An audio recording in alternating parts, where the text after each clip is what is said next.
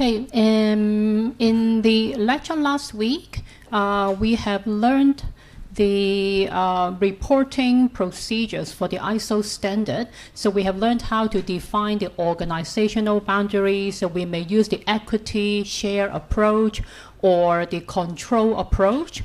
And then the next stage will be defining the reporting boundaries. So we will use a table and then to quantify all the emission sources and categorize them into scope 1, which is direct emissions, and then scope 2, the indirect emissions due to imported electricity or energy, and then scope 3, all the other indirect emissions. Okay, so this is the reporting boundary.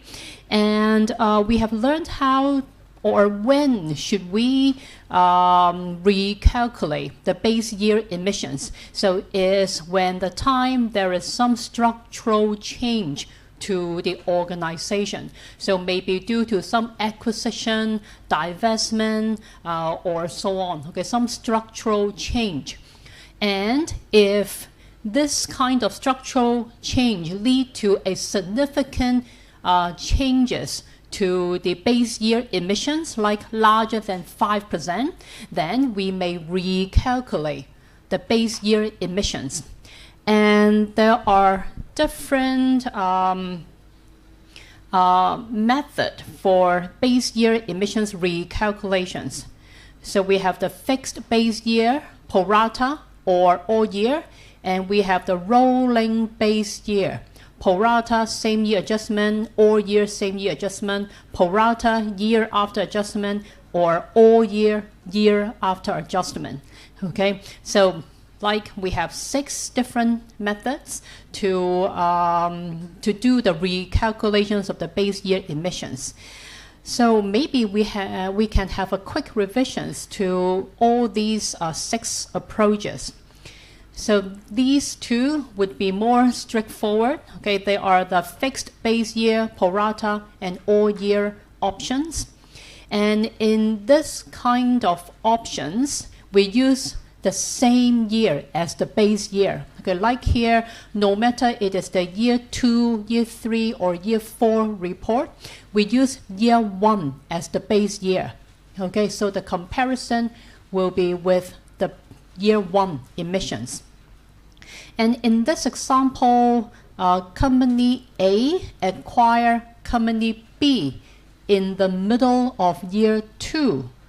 Okay, so for the fixed base year approach, okay, when we do the year 2 report, okay, where in the middle of year 2, company A acquire company B, and if we are using pro rata, then we will calculate the amount of emissions based on the time that this acquisition occurred. So if the acquisition occurred in the middle of the year, then company A should be responsible for half of the emissions of company B in year 2. So in the year 2 report, for the year 2 emissions, then half of the emissions by company B should be added to company A, right? Okay, so if for the reporting year we add half of the emissions of company B, then the base year should also add half of the emissions. So for year 1, which is the base year, we also add half, okay, 50% of the emissions by company B in year 1. So half or 50% of 1, that would be 0.5. Okay, and then in the year 3 report, okay, so the reporting year will be year 3, and in year 3, company A will wholly own company B for the whole year. Okay, so company A should be responsible for 100% of company B's emission. So 100%, then for the year 2 and also the base year, also 100%. Okay, we are comparing apple to apple. So if the reporting year we consider 50%, then the base year also 50%. And in this example, for the reporting year, 100%. Then for the other year, also 100%. So 100% of 3, and then 100% of 2 and 100% of 1, adding to the year 1, year 2, and year 3 emissions. Okay, so this is the fixed base year pro rata. And for all year, which is similar, okay, but instead of calculating the proportion, we just consider by the end of that reporting year whether company A owns company B. So for example, in the year 2 report, okay, by the end of the year 2, company A will be owning company B, then 100%. Okay, so for the all year approach, either 0% or 100%. So for the year 2 report, okay, in the year 2, company A will own company B in the end of year 2, so 100%. And the base year also 100%. And then in the year 3 report, company A by the end of year 3 also will own company B, so 100%, 100%, and 100% for the rest of the of other years. All right, so fixed base year, pro rata, all year will be like this. And let's try to do this example. So in this example, company C acquires company D in the middle of year 2. Okay, so also in the middle of year 2. And then in the year 2 report, we only need to report year 1 and year 2, while year 3, year 4, we don't need, okay, because it is just the year 2 report. And for the fixed base year, okay, we will be using year 1 as the base year all the time. And then in the year 2 report, okay, in the year 2, company C acquired company D in the middle of the year. And it means that company C should be responsible for 50% of company D's emission, right? So we should add 50 and 50% of 20. So that is 50 plus 10. So this one should be 60, right? So did you got the right answer? Okay, and if we add 50% of company D's emission to year 2, then base year also 50%. So we will be adding 5 to 50. Okay, that is 55. Okay, this is 55. Okay, so that's it for year 2 report. And then for year 3 report, okay, by year 3, company C should own company D in the whole year. Then it should add 100% of company D emission. So it should be 90, okay, adding 100%, and then 100%, and the base year also 100%. And in year 4, just the same, okay, by the end of year 4, or not the end, okay, in the whole year of year 4, company C will own company D, and then we should add 100%.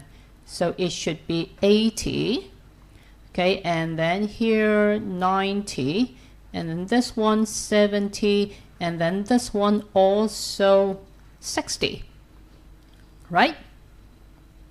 Okay, so this is the fixed base year pro rata. Okay, we will use the ratio of the ownership by time to calculate what is the percentage of the responsibility of the emissions.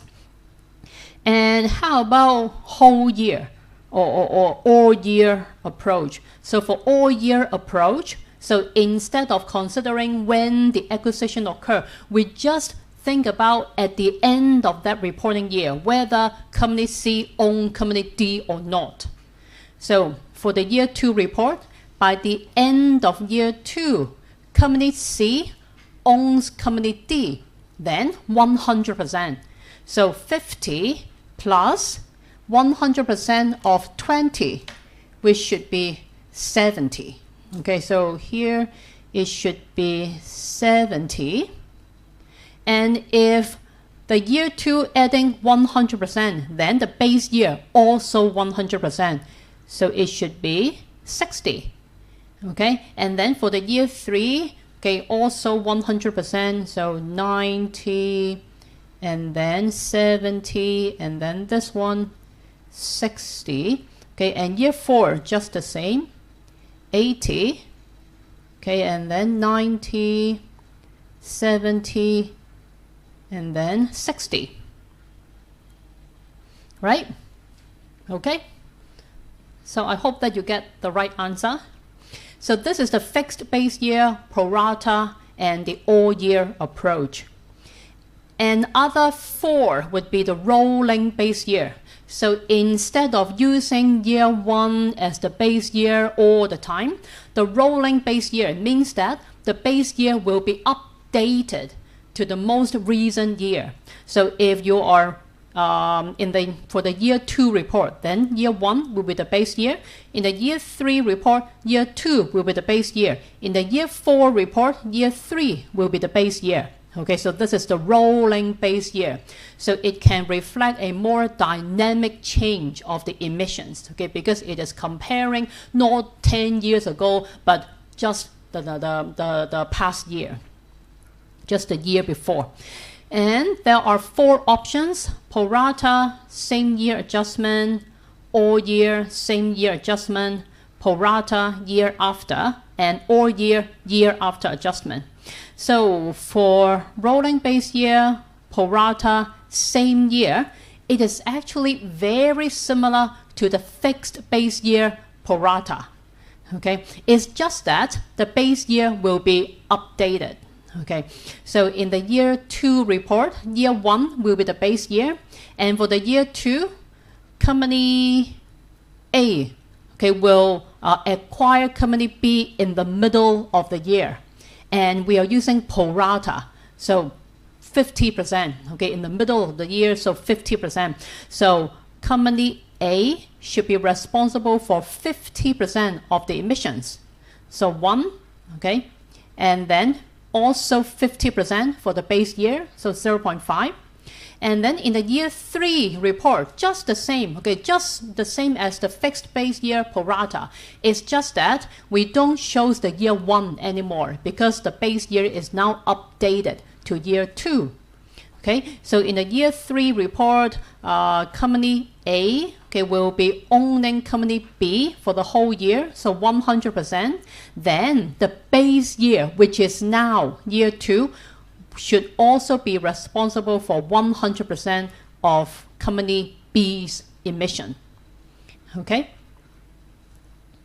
And for all year, so once again, very similar to the fixed base year, all year approach.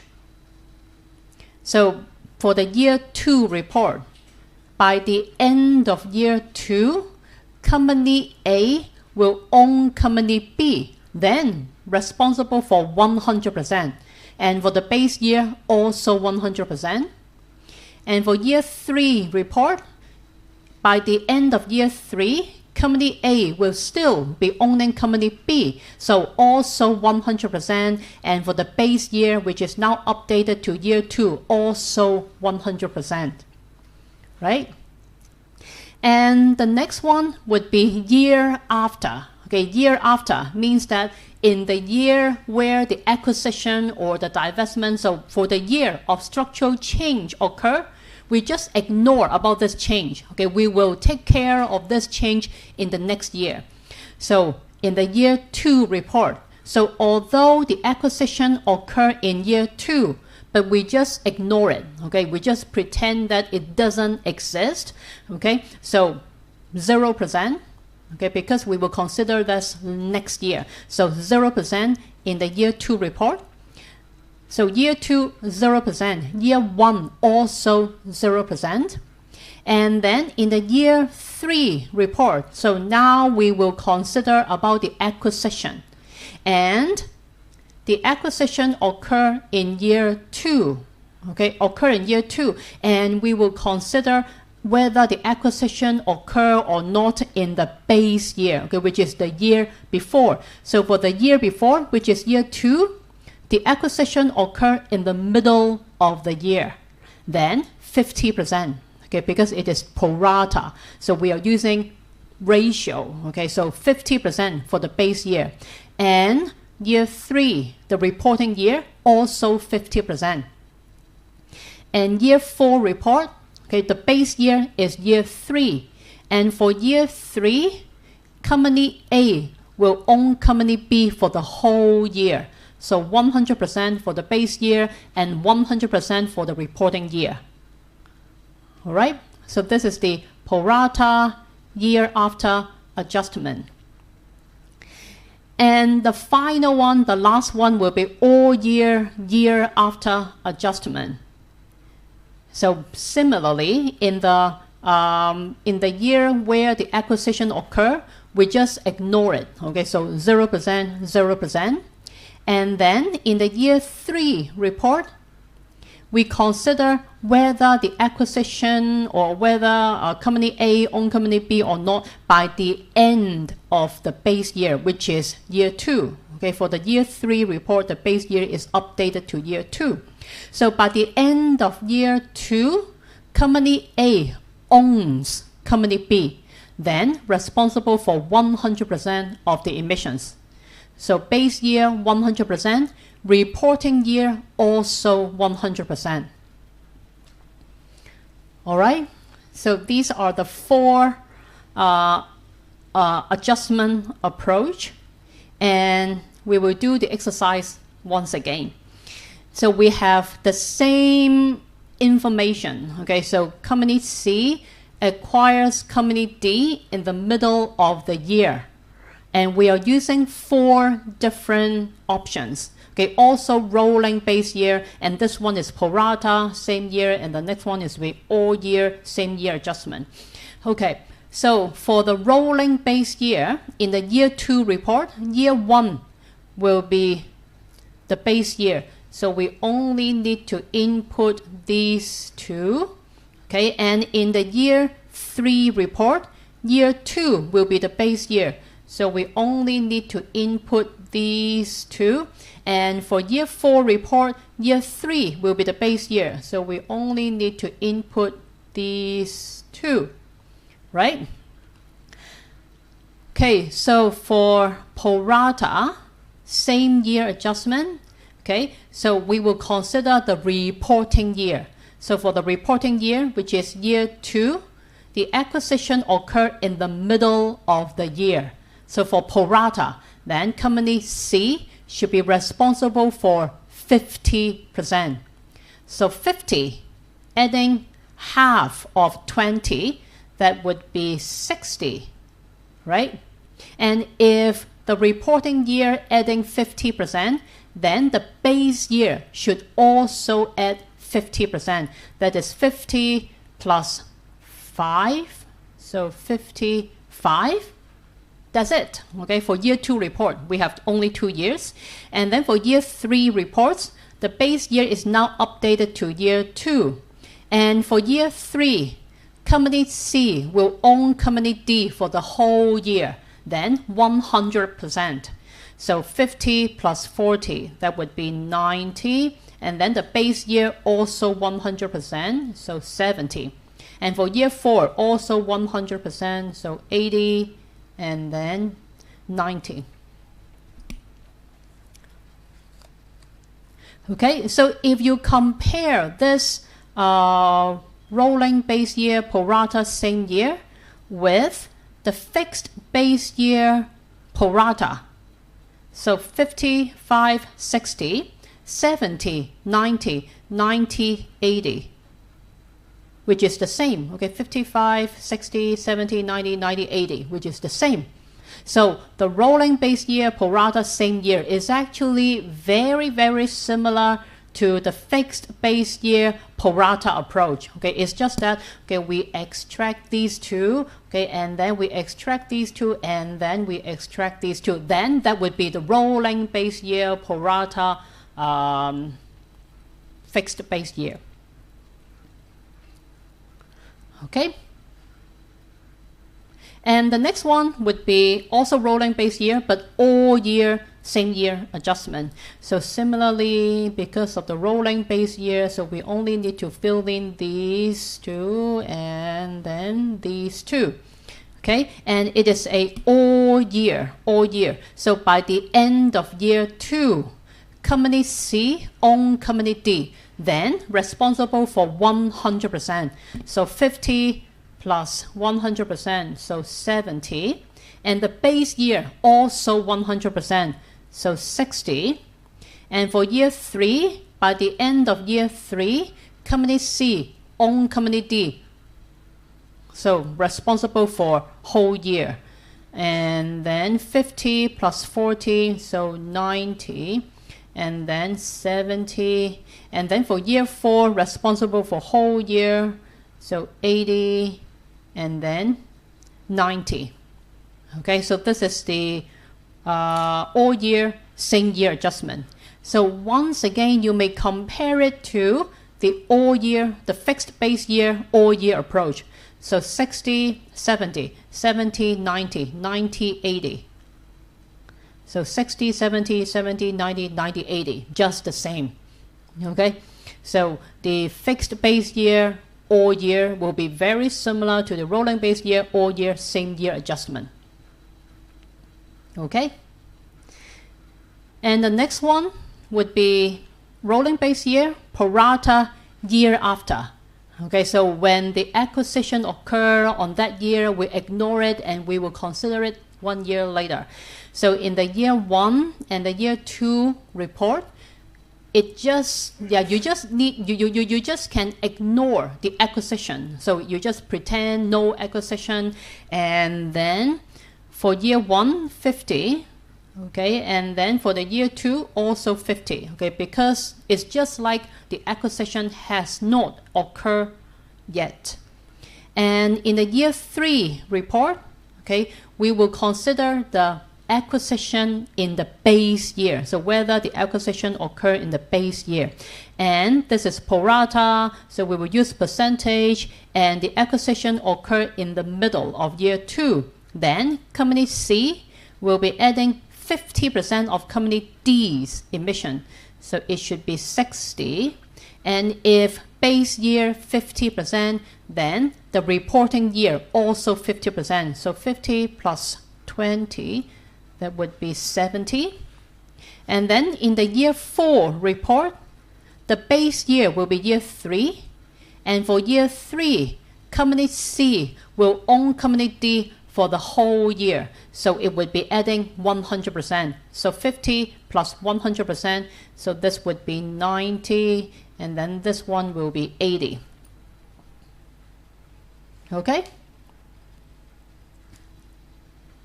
Okay, the next one would be all year, year after. Okay, so for this one, this is year after. So once again, in the year 2 report, although the acquisition occurred in year 2, but we will consider it later, okay, in the next year. So in this report, we just pretend there is no acquisition, so just 50-50. And then in the year 3 report, okay, in the year 3 report, we will consider year 2, whether the acquisition occurred in year 2. And because it is all year, so by the end of year 2, company C will own company D, then company C will be responsible for 100%. So 50 plus 20, that is 70. And then for the reporting year, also 100%. Okay, and for the year 4 report, year 3 is the base year. And by the end of year 3, company C also own company D, then 100%. So this should also be 90. And then year 4 also 100%, so 80. Okay? So I hope you get all the correct answer. So these are the examples for acquisition, okay, when one company buy another company. And sometimes one company may sell other company. Okay, like company A divest a facility C to company B. So this facility C doesn't belong to A anymore. It belongs to company B. Okay, and in the middle of year 2. So just like earlier, the acquisition occurred in the middle of the year, and in this example, the divestment occurred in the middle of the year. So in year 1, originally the facility C belongs to company A, okay, but in the middle of year 2, company A sell or divest this facility C to company B, so doesn't belong to company A anymore by the end of the year. And these are the original emissions. Okay, and we can use the same approach to recalculate the base year emissions. The fixed base year, pro rata, all year, and the rolling base year, pro rata, all year, year after, and so on. So like here, okay, we have the same example. Okay, company A divest facility C to company B in the middle of the year. And these are the rolling base year approach. Okay, you can try to figure out the fixed base year, pro rata, and all year. Okay, and these are the example for rolling base year. So for rolling base year, in the year 2 report, we just pretend there is no structural change, right? This is the same year, okay, same year. Then by the end of year 2, it should be in year 2, okay, in year 2, company C have divest facility, company A has divest facility C in the middle of the year. And this is pro rata, okay, our approach is pro rata, same year. So for the reporting year, and in the middle of the year, the company divests the facility. So by proportion, by pro rata, then company A should be responsible for 50%, right? By percentage. So 50%, then the base year also 50%. And in year 3, okay, in the year 3 report, the base year is now updated to year 2. And in year 3, company A has already divested facility C. And it means that company A will not own any of the facility C for the whole year. Okay, no time, not any date in the year that company A will own facility C. Then it should be 0% for the reporting year. And the base year also 0%, right? And the next one will be rolling base year, all year, same year adjustment. So for the reporting year, in the end of year 2, okay, in the end of year 2, company A doesn't own facility C because it sell facility A in the middle of the year. So by the end of year 2, company A doesn't own facility C anymore. Then 0%. So reporting year 0%, and the base year also 0%. And for the year 3 report, in year 3, by the end of year 3, once again, company A doesn't own facility C, so 0%, and the base year also 0%, right? And next one would be pro rata year after. Okay, year after means that in the year where we have structural change, we just ignore it. So in the year 2 report, the structural change occurred in the middle of year 2, but we just pretend there is no structural change. So it means company A still own company or facility C.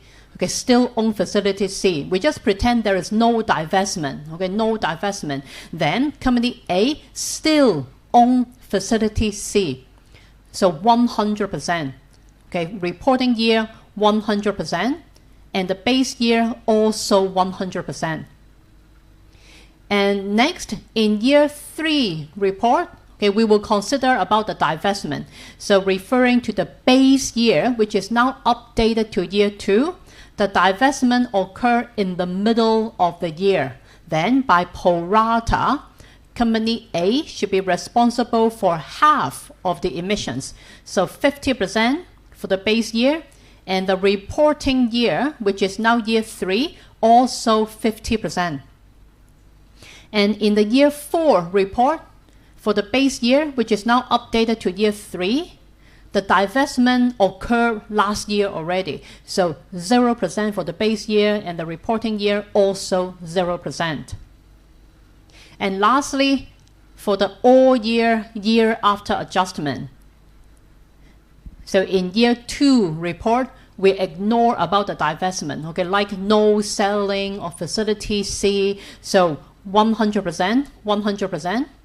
And then in the year 3 report, we consider the base year, okay, in the end of the base year, the divestment has occurred, and facility C doesn't belong to Company A anymore by the end of year 2, then 0%. So 0% for the base year and also 0% for the reporting year. All right.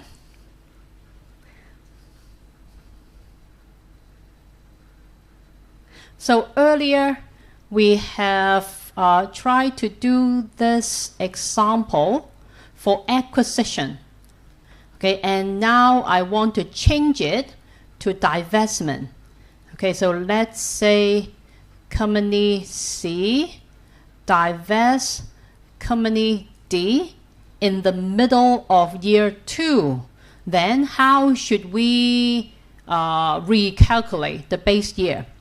So if it is pro rata same year adjustment, okay, then in the year 2 report, okay, in the year 2 report for the reporting year, in the middle of the reporting year, Company C divests Company D in the middle of the year, then 50%. So also 60. And then for the base year, also 50%. So 55.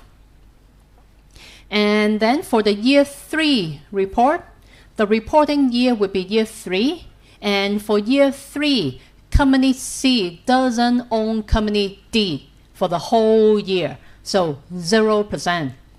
So 50, 0%, so only 50. And then the base year also 50.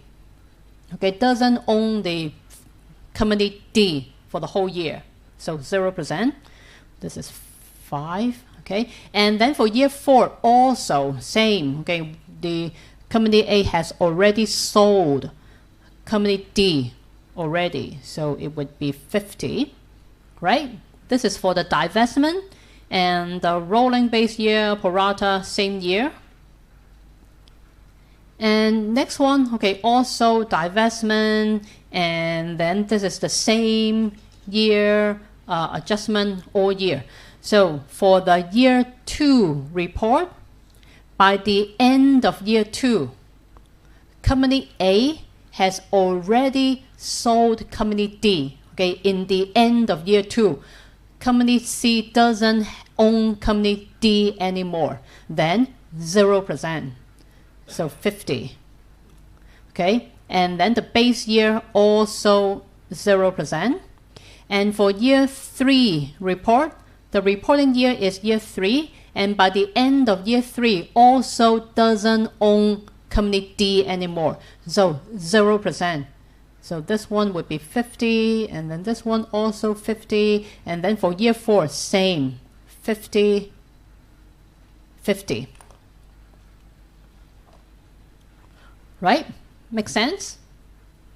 And next one would be rolling base year and pro rata year after. Okay, year after. So it means that we just ignore the divestment for year 2 report. And if we ignore it, then it's like Company C still own Company D. Then we add these together, 100%. So this one should be 70. Okay, and for the base year, also 100%.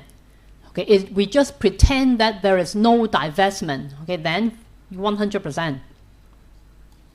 And for year 3 report, the reporting, the base year is now updated to year 2, and this is pro rata. Okay, so the divestment occurred in the middle of year 2.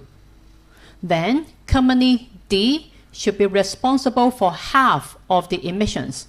So it would be 60, okay, half of the emissions, and then the reporting year also half.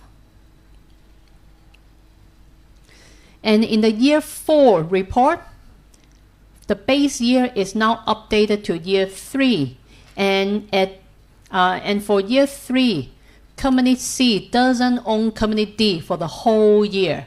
Then it should be responsible for 0%.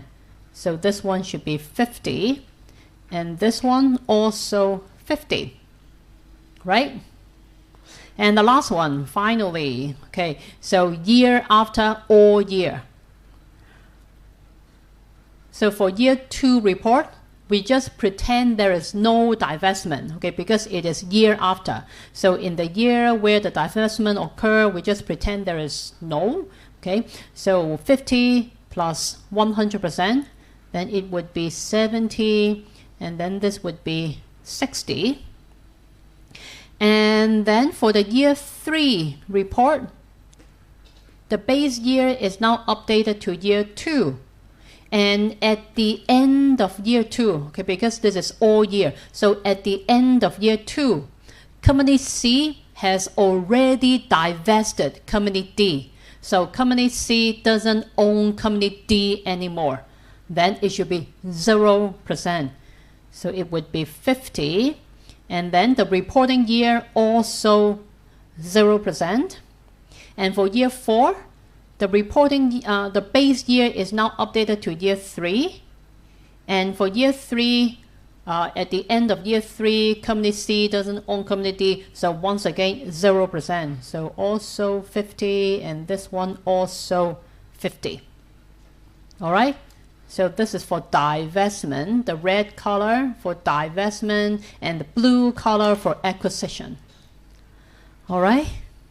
Yeah, I know that these kind of adjustment is a little bit complicated, okay, but I hope that using these few examples, you will be able to get more understanding about the calculations.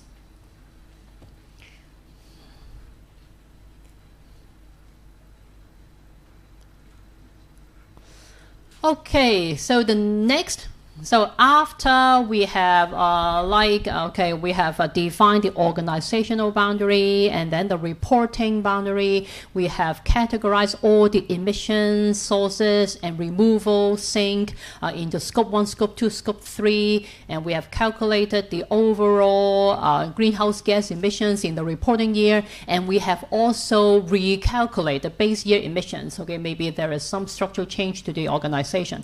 Okay, then the next stage would be mitigation activities. Okay, any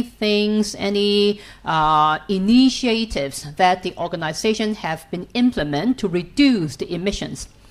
So the organization may plan and implement greenhouse gas reduction initiative to reduce or prevent greenhouse gas emissions or enhance the greenhouse gas removal.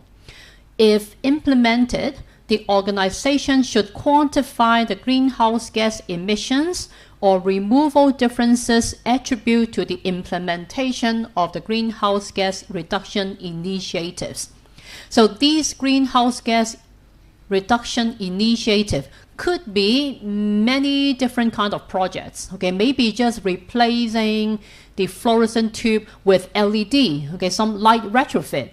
Or maybe they change the set point of the air conditioning, okay, such that the consumption of electricity is reduced. Then the indirect emissions also reduced. So these are some emissions reduction initiatives or some projects. Okay, or maybe installing PV panel, or maybe make use of the wasted cooking oil, and then replacing the diesel oil and so on. Okay, so these are some emissions reduction strategies. And if in the reporting year you have implemented these reduction strategies, these initiatives, then you should report these emissions separately.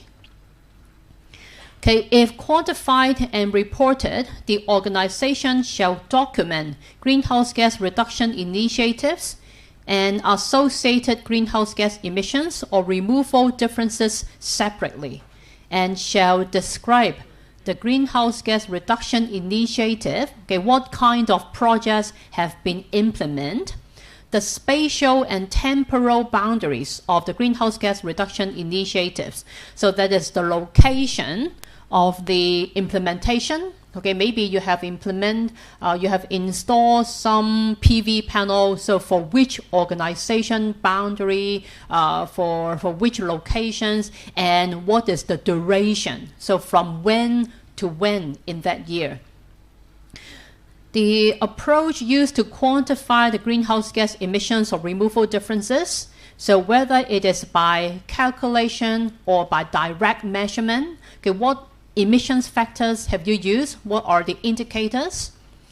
The determination and classification of greenhouse gas emissions or removal differences attribute to greenhouse gas reduction initiatives as direct or indirect greenhouse gas emissions or removal. Okay, so quantify whether these kind of removal belongs to scope 1, or these kind of emissions reduction belongs to scope 2 or scope 3. Okay, the mitigation activities could be, okay, like energy demand and use management, or maybe just installing some lighting control, switching off the lighting automatically, or maybe energy efficiency, okay, lighting retrofit, and then maybe improving the insulation of the facade, or maybe technology or process improvement. So maybe some chemical process, okay, you improve the process such that the greenhouse gas emissions is reduced. Okay, capture, storage, management of transport and travel demand, okay, like the business travel, or maybe the type of fuel used. Okay, fuel switching, substitution, okay, maybe switching to hybrid or electric vehicles. Afforestation, okay, plant some trees for absorbing carbon dioxide. Waste minimization, okay, recycling the waste, or maybe waste to energy technology. Alternative fuels and raw materials used to avoid landfilling or incinerating the wastes. Refrigerant management, can reduce the leakage of the refrigerant. So these are some possible mitigation activities that you may see in the greenhouse gas report. Okay, next would be another step, okay, the greenhouse gas inventory and quality management. So greenhouse gas information management.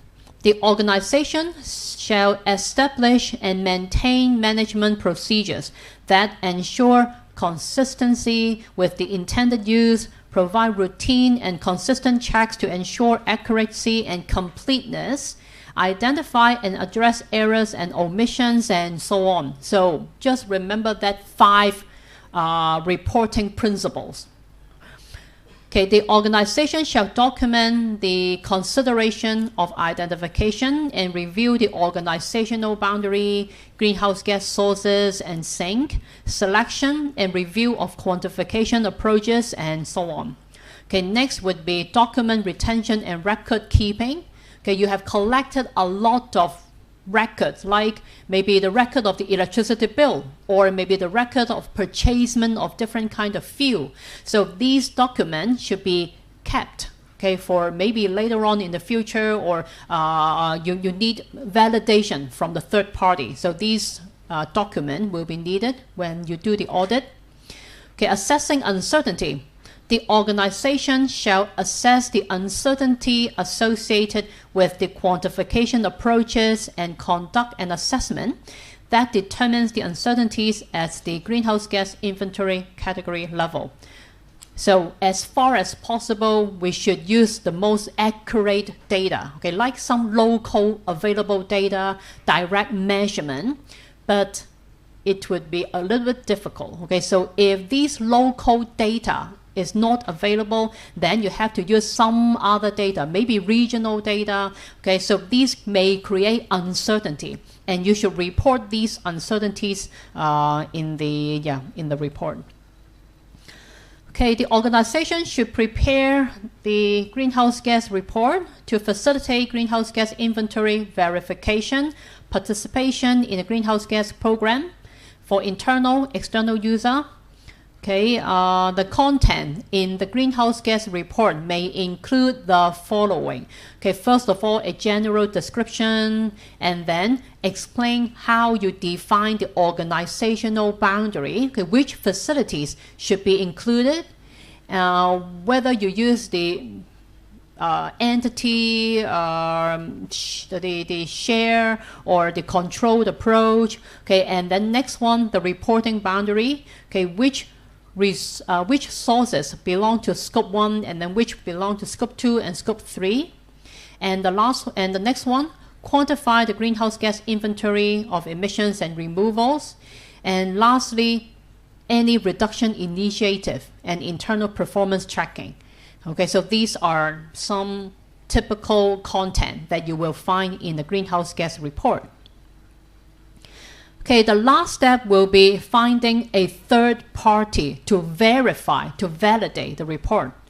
So to review greenhouse gas emissions and removals information impartially and objectively, the organization shall conduct a verification consistent with the needs of the intended user. Principles and requirements are described in the ISO standard 14064, number 3. Okay, number 3 is for verification, and it should be done by the third party. So it is to improve the creditability of the greenhouse gas report. Okay, so not just state by the organization itself, okay, but it has been verified by the third party, so it will add the authority, creditability to the report, and make the data more believable, right? Okay, so up to now, we have studied the ISO standard, and in the lecture earlier, we have also studied the greenhouse gas protocol. Okay, those are some international standards. And then here, starting this slide, it would be some local guidelines. Okay, EPD is the Environmental Protection Department of the Hong Kong government, and EMSD, Electrical and Mechanical Services Department, also the government body in Hong Kong. So they have published a guideline about greenhouse gas reporting. Okay, the carbon audit guidelines. So the full names of this guideline is guidelines to account for and report on greenhouse gas emissions and removals for buildings, commercial, residential, or institutional purposes in Hong Kong. So this is the particular local guidelines for greenhouse gas reporting in building. Okay, so not really for one particular organization, but for one building or several buildings. So this guideline was published by the EPD and EMSD, okay, jointly published by EPD and EMSD, and the latest revision should be 2010. And the target is to provide a systematic and scientific approach to account for and report on the greenhouse gas emissions and removal from buildings in Hong Kong. Okay, so this guideline is in fact more or less similar to the ISO standard or the greenhouse gas protocol. Okay, very, very similar. Okay, I think the major difference would be the definition of organizational boundary, which will be explained very soon.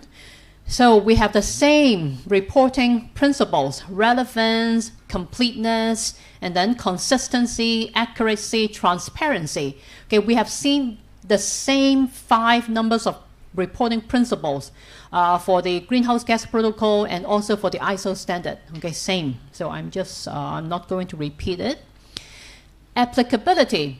So you may use this EPD, EMSD guideline to assess the greenhouse gas emissions for commercial buildings, okay, maybe office building, retail, restaurant, hostel, hotel building, or residential building, the residential estate, okay, and also institutional building like school, university, community center, sport complexes, and so on.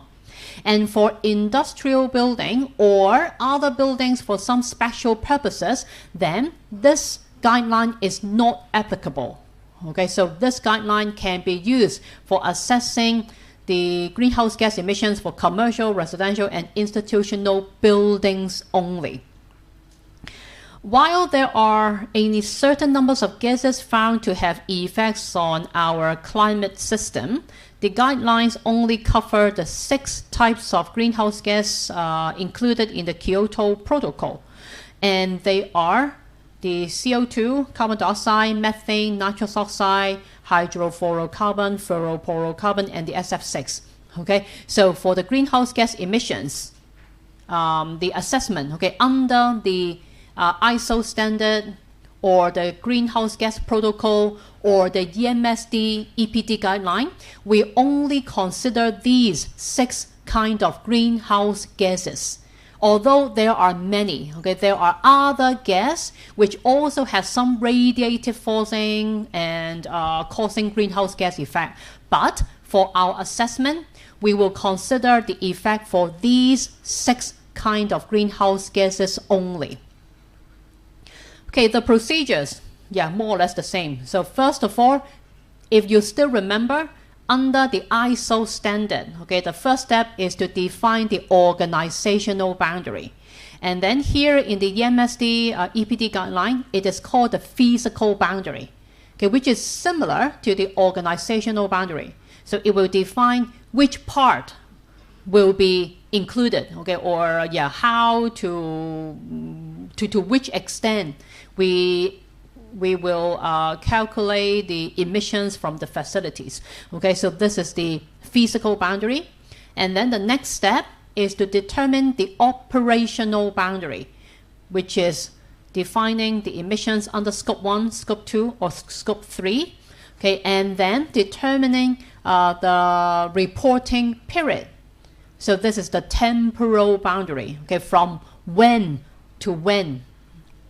And next, collect necessary data and information and to quantify the greenhouse gas performance. So in this stage, we will have an greenhouse gas inventory, okay, a set of table which quantify under Scope 1, okay, we have which emission sources and then how many, okay, the quantity of greenhouse gas emitted, and then use the global warming potential, convert it into carbon dioxide equivalent, and then calculate the total Scope 1 emissions. And then for Scope 2, we just do the same, okay? And the last one will be preparing the report. So in the EPD, EMSD guideline, we don't call it organizational boundary, okay, but we call it physical boundary. So physical boundary, which is really physical, okay, the location, so it usually match the site boundary of the building concerned. Okay, this guideline is applicable for quantifying the emissions from a building.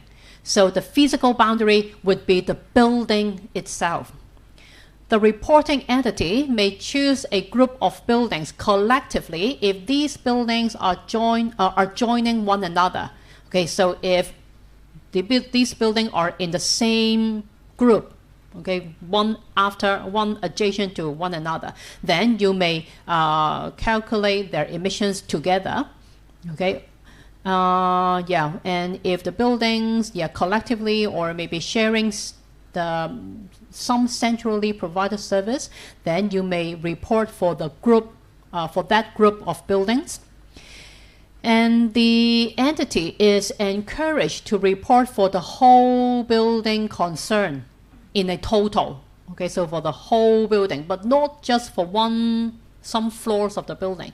Okay, it is encouraged to report the emissions for the whole building. May elect to exclude specific parts of the building because of the difficulties in collecting necessary information. So if one part of the building has a lot of uncertainty about the emissions, then you may ignore it or you may exclude it. But you have to report this you have to document all these in the report.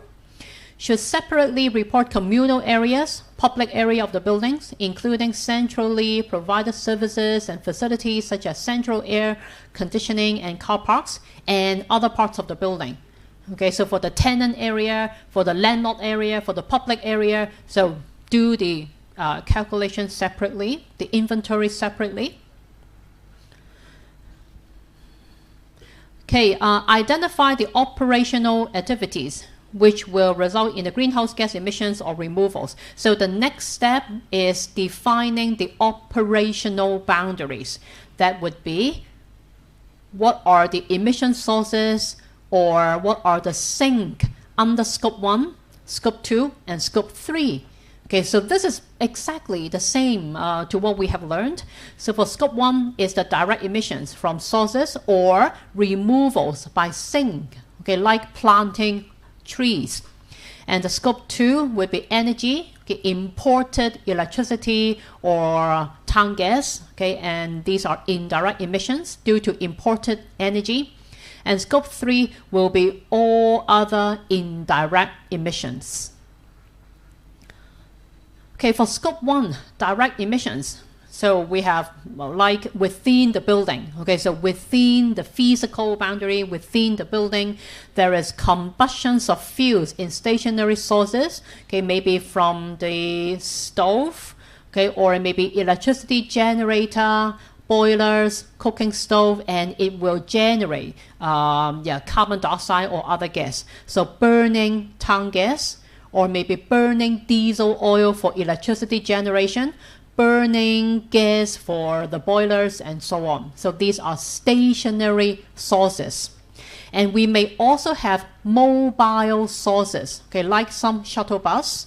So combustions of fuels in mobile sources controlled by the reporting entity and dedicated to the building concern. So like some shuttle bus service operated for the building. Then these, although not physically within the building, okay, but it operates for the building, then these combustions due to the mobile sources should also be included. Okay, and some other, okay, like some intentional or unintentional greenhouse gas release from the equipment and system, some like refrigerant leakage, and then the assimilation of carbon dioxide into biomass, okay, like planting trees to absorb the carbon dioxide, then this would be a sink of the greenhouse gases. Any other physical and chemical processing in the physical boundary which will emit or remove greenhouse gas, like on-site waste or sewage processing facilities in the building. So all these are direct emissions under Scope 1.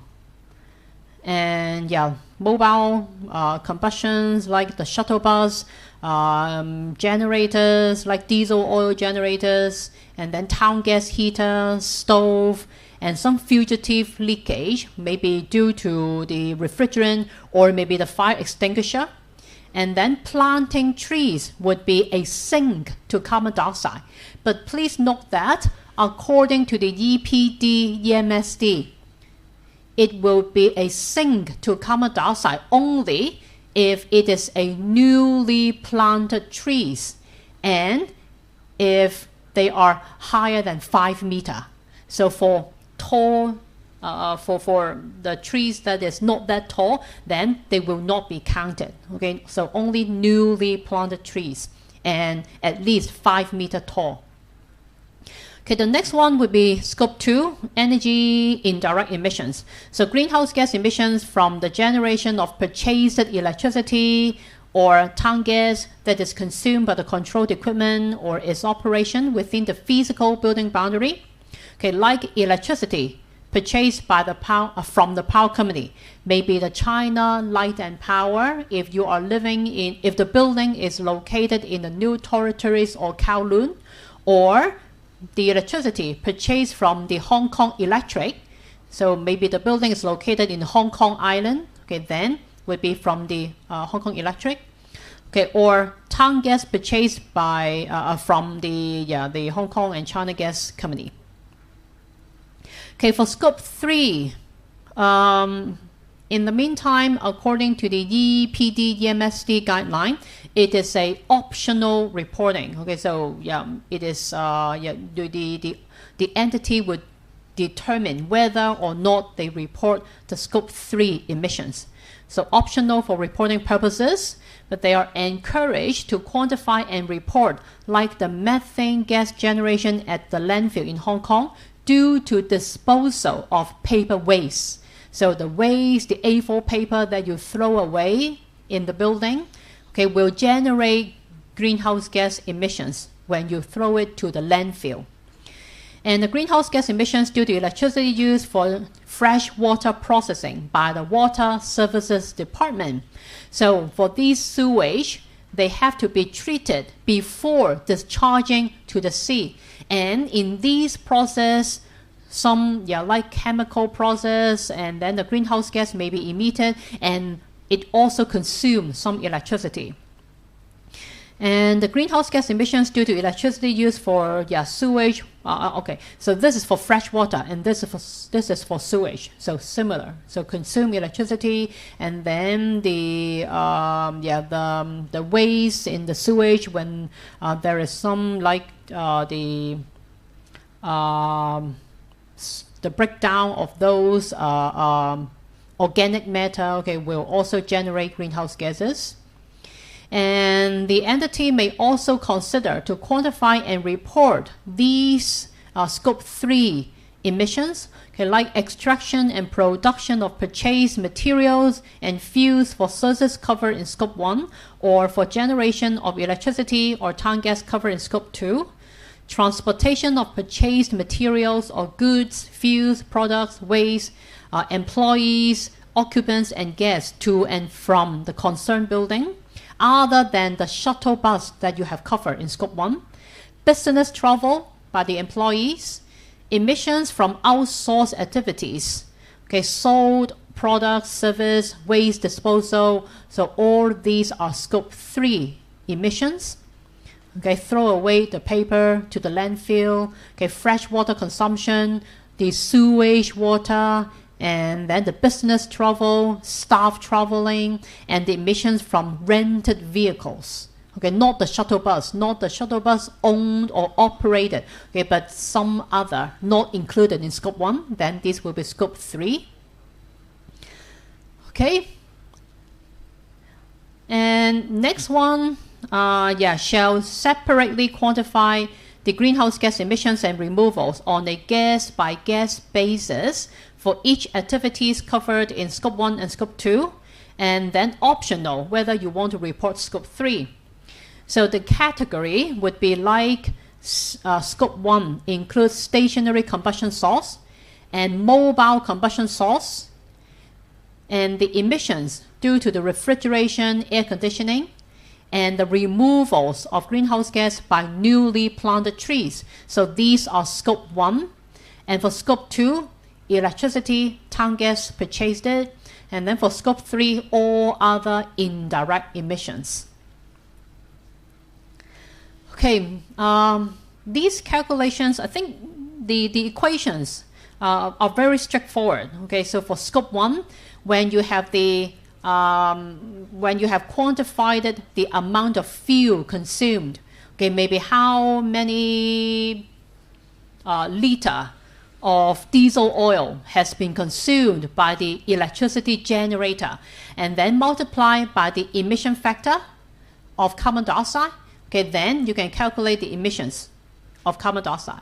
And for methane and nitrous oxide, just similar, but you need to multiply the global warming potential also, okay, because the radiative forcing, the heat trapping ability of methane will be different from that of carbon dioxide. Okay, so we need the global warming potential so as to unify the ratio, the units. And then for refrigeration, air conditioning, so maybe there could be some leakage or consumption or release the refrigerant to the atmosphere. So this is the quantity of the refrigerant that has been released to the atmosphere. Okay, and then multiplied by the global warming potential.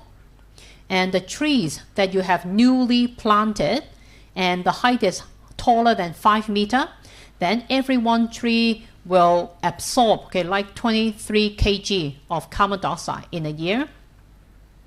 And this is for electricity and town gas. So the quantity of purchased electricity or town gas, so the unit would be kilowatt hour for electricity, and for town gas would be just unit, okay, and then multiplied by the emission factor. And this is for the waste, the paper, and the amount of fresh water consumption. And then, yeah, something. I think those equations are very easy to understand. So maybe we can take a break first, and then after that, we will try to calculate some Scope 1 and Scope 2 emissions based on some utility bills. Okay, so let's take a break of 5 minutes.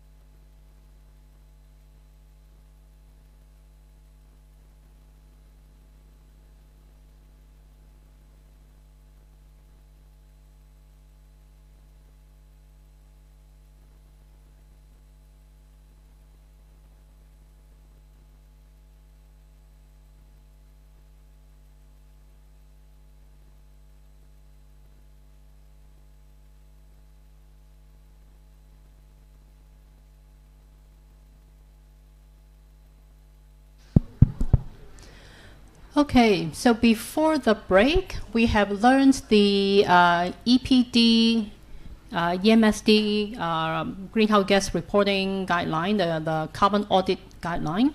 And so let's try to do some exercise.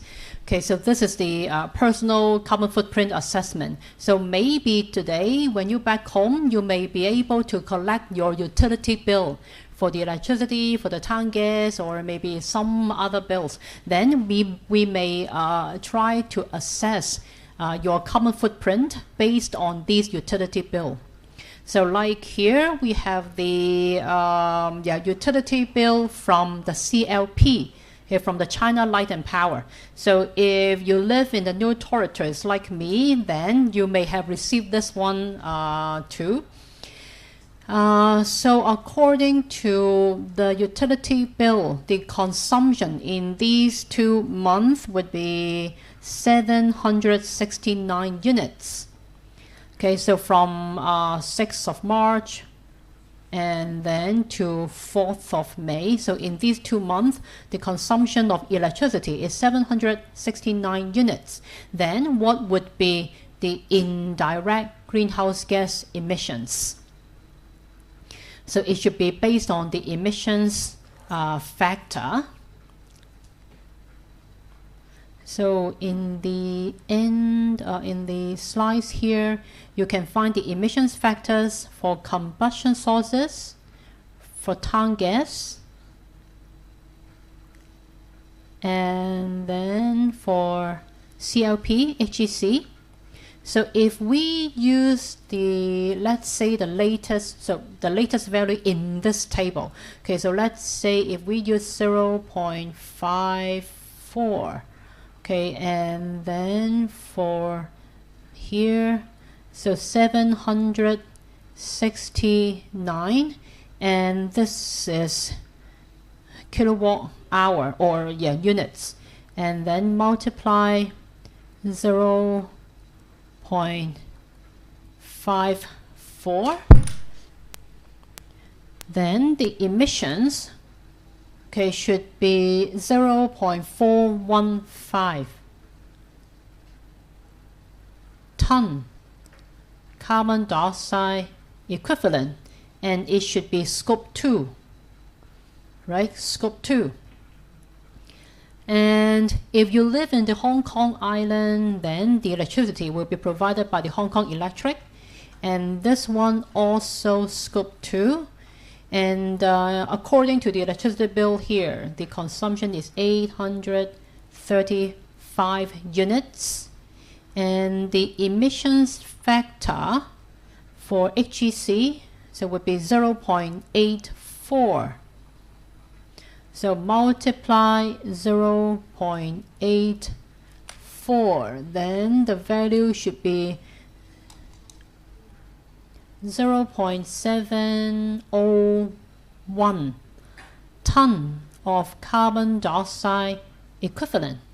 Okay, next, this is the town gas. Okay, so we have a consumption of 7 units and 5, so total would be 12 units.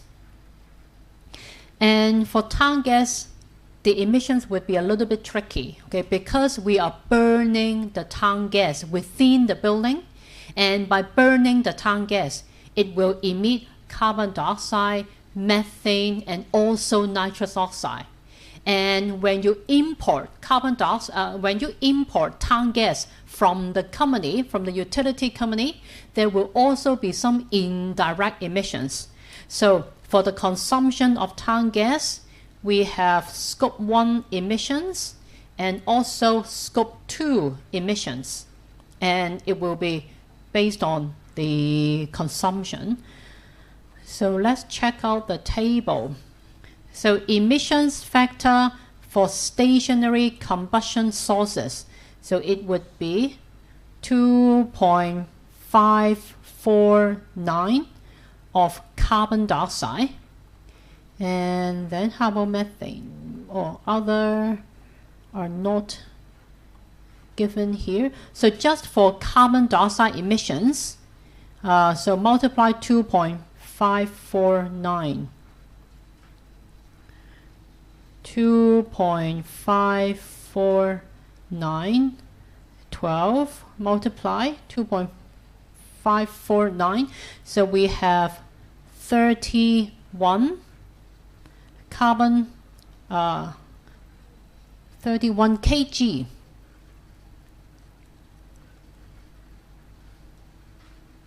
of carbon dioxide.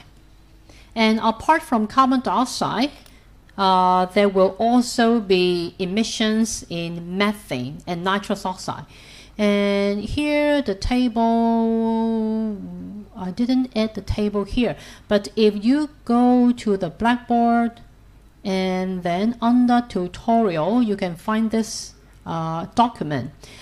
This is a document published by the Hong Kong Clearing Exchange and Clearing Market, and these are local data. Okay, these are some data recommended for greenhouse gas emissions in Hong Kong, for the reporting of greenhouse gas emissions in Hong Kong. And we have many tables here.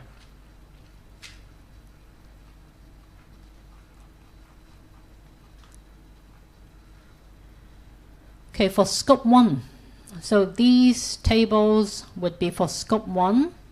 Okay, and we have emission factor by fuel type for stationary combustion sources, and these are for carbon dioxide. Okay, for carbon dioxide, if you use town gas, then the emission factor will be 2.549, which is the same emissions factor that we have used for quantifying the amount of carbon dioxide emissions. But apart from carbon dioxide, burning town gas will also emit methane and nitrous oxide. So by burning town gas, for every unit of consumption of town gas, it will release 0.0000446 kg of methane. And by burning every unit of town gas, it will also release this amount kg of nitrous oxide. So you should actually consider the emissions of methane. So 12, and then multiply the emission factor of methane, which is 0.0000446. Okay, 0.0000446, and then multiply the global warming potential. So the global warming potential for methane is also available here somewhere. So it should be 28 if I remember it correctly. Okay, then you have certain amount of carbon dioxide equivalent. Okay, so the unit should be here, so 28. The global warming potential for methane is 28. Okay, so by using these, you will be able to calculate the emissions of methane, okay, in carbon dioxide equivalent. And similarly for nitrous oxide, you can just do the same, okay, by using the emission factor of this value. All right. So these are scope 1 emissions. Okay, scope 1 emissions, the carbon dioxide emitted locally, the methane emitted locally, the nitrous oxide emitted locally, and there are also indirect emissions. So for indirect emissions, we may refer to the town gas purchased it. So this is the emission factor. So 0.593. So 12 multiply 0.593, and the unit is kg. Okay, so we have kg carbon dioxide equivalent. Okay, so these are indirect emissions. But in this question, we need to calculate the direct emissions. So then this one should not be included. If you are calculating the direct emissions, then should be just scope 1. So due to carbon dioxide, methane, and nitrous oxide. And then next one would be indirect emissions. So for indirect emissions, that would be 12 and then multiplied by this emissions factor, and the unit is kg, carbon dioxide equivalent. Okay, and for freshwater consumption, there will also be indirect emissions, and this time it would be under scope 3. Okay, so the fresh water that you consume and also the electricity used for freshwater processing. Then for freshwater processing, so you will use this emission factor. Okay, so 59. Okay, the unit 59 and then multiply 0.424. Okay, then you have the carbon dioxide emissions in carbon dioxide equivalent. Okay, the unit is carbon dioxide equivalent per unit. Okay, sorry, not this table.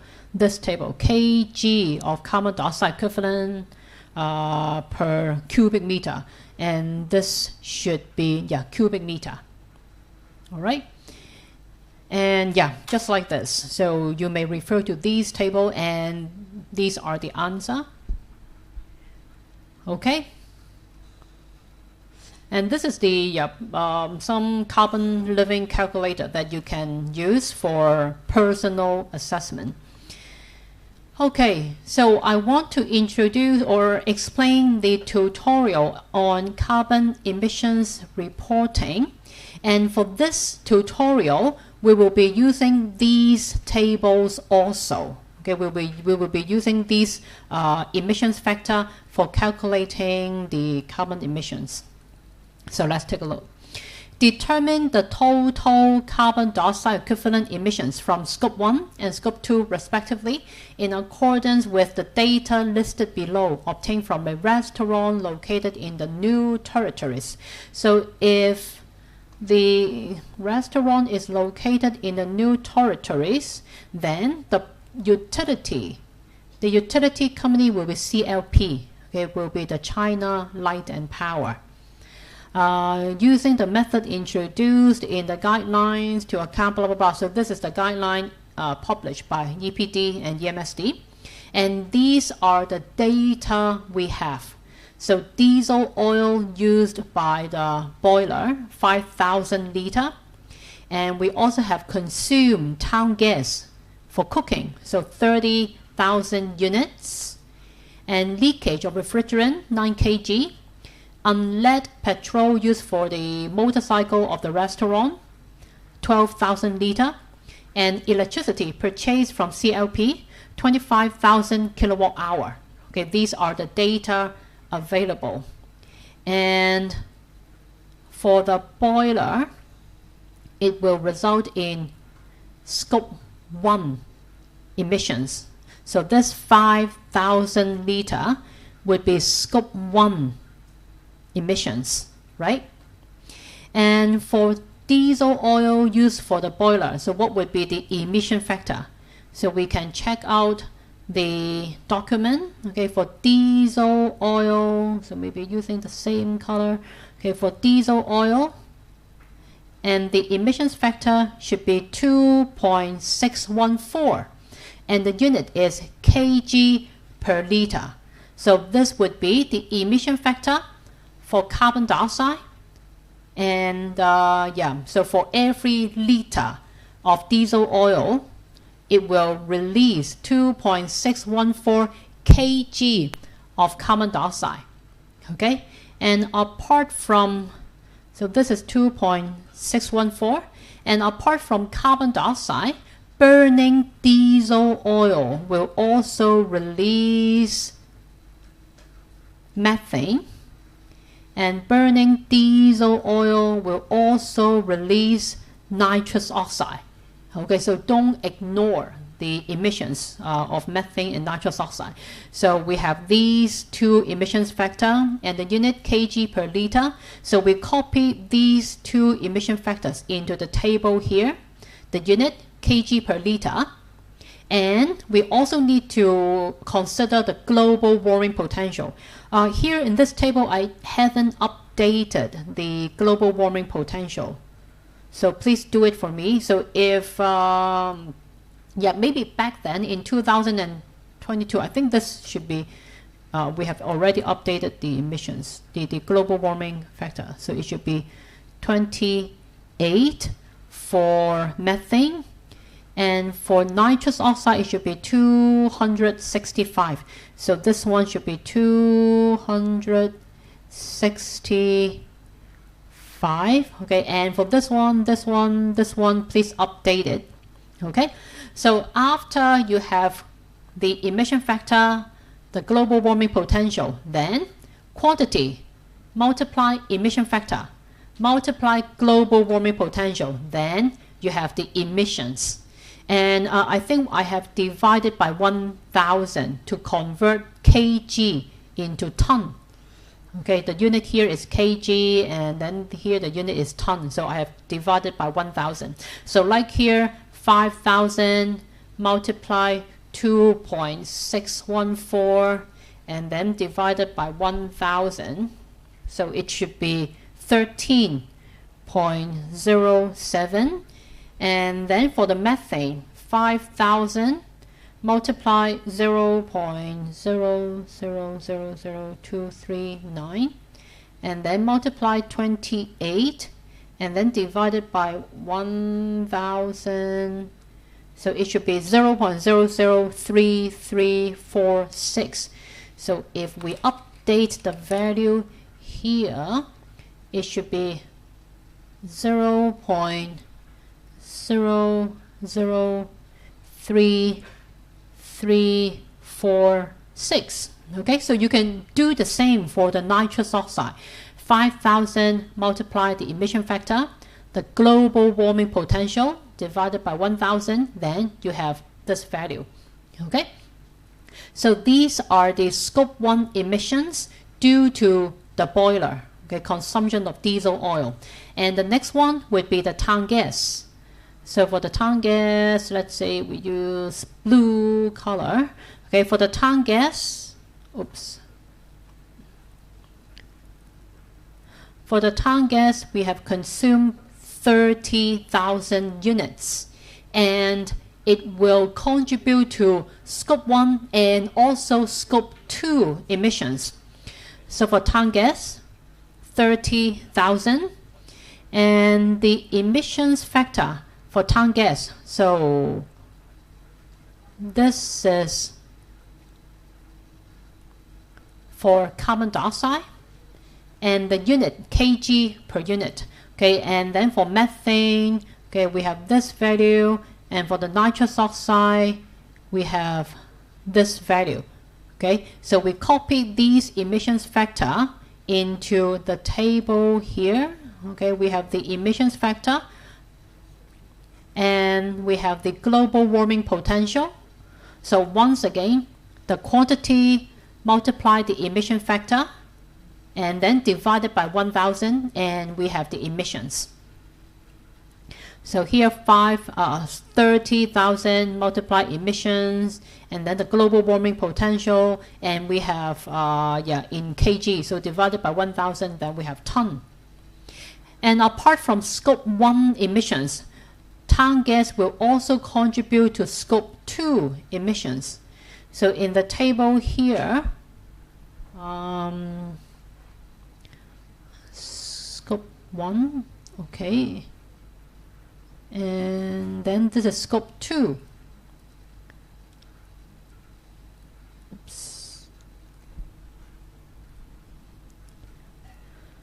Okay, scope 2, energy indirect emissions. And for town gas, the emission factor is 0.592. So 0.592. So the quantity multiplied by the emission factor and then divided by 1000, okay, convert into ton. And the unit is already carbon dioxide equivalent. Okay, the unit is already carbon dioxide equivalent. So no carbon dioxide, methane, or nitrous oxide, because these are indirect emissions. So this emission factor has already considered all the greenhouse gases. Okay. So the next one would be refrigerant. Okay, so refrigerant, maybe we use another color. Okay, 9 kg of refrigerant, and the refrigerant is R407C. And releasing the refrigerant will contribute to Scope 1 emissions. Okay, so Scope 1 emissions. And emitting these refrigerant to the atmosphere, okay, and we just need to multiply by the global warming potential. So for the refrigerant 407C, the global warming potential is 1526. So multiply 1526. So we are releasing these gases directly to the atmosphere. So no emission factor is needed. Okay, but because this is some hydrofluorocarbon, and we convert the unit into carbon dioxide equivalent. So that's why we need to multiply the global warming potential. So 9 multiply global warming potential divided by 1000, then we have the ton of carbon dioxide equivalent. All right. And the next one would be unleaded petrol used for the motorcycle. Okay, we have consumed 12,000 litres of petrol. Okay, unleaded petrol. So back to this table, and we should refer to mobile combustion sources for road. Okay, so for unleaded petrol and for carbon dioxide emissions, the emission factor is 2.36 kg per liter of petrol. So 2.36 would be here, 2.36, okay, 12,000 litre of petrol. And for carbon dioxide, 2.36. And then for methane and nitrous oxide. Okay, this one is for methane. And unlike the carbon dioxide, the emissions of the methane and nitrous oxide by the mobile vehicle will be dependent on the efficiency of the combustions by the technology of the vehicle. So it's more dependent on the type of the vehicle. So in the question here, it is a motorcycle. So for motorcycle using unleaded petrol, then the emission factor would be this one for methane. So once again, we copy the value here, and then for the nitrous oxide, here, okay, nitrous oxide for motorcycle using unleaded petrol, this is the emission factor. So once again, we copy the value here, okay, and the quantity multiply emission factor and the global warming potential, then we have the emissions in ton of carbon dioxide equivalent. Yeah, you also need to divide it by 1000. All right. And the last one would be the electricity. So the electricity consumption is 25,000 kilowatt hour, and it would be scope 2, obviously. Okay, so 25,000 kilowatt hour of electricity consumption. And then back to the emission factors. This restaurant is located in the new territories. So the utility supplier will be CLP. So we refer to the CLP, and the emission factor will be 0.37. Okay, so 0.37 emission factor. So quantity multiply emission factor and then divided by 1,000. Then we have the emissions in ton carbon dioxide equivalent. So you can see that this unit, this emission factor is very different from the emission factor we used earlier. So for CLP is 0.54. Okay, but in the recent years, the emission factor for CLP has dropped quite dramatically.